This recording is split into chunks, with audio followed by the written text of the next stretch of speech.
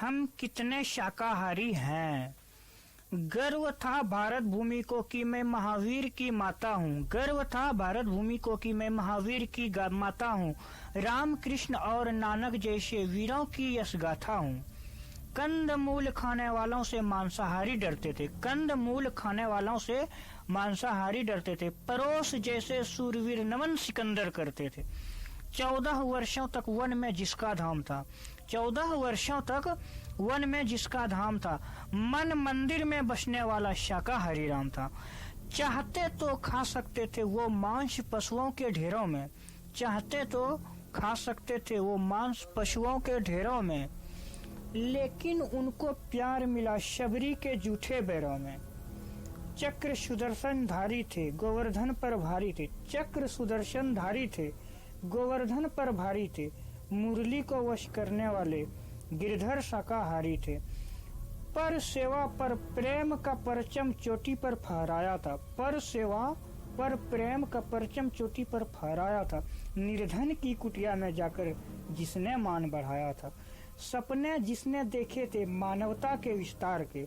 सपने जिसने देखे थे मानवता के विस्तार के। नानक जैसे महासंत थे वाचक शाकाहार थे। वाह वाह, क्या बात। फिर कहते हैं, उठो जरा तुम पढ़कर देखो गौरवमयी इतिहास को। उठो जरा तुम पढ़कर देखो गौरवमयी इतिहास को। आदम से गांधी तक फैले इस नीले आकाश को।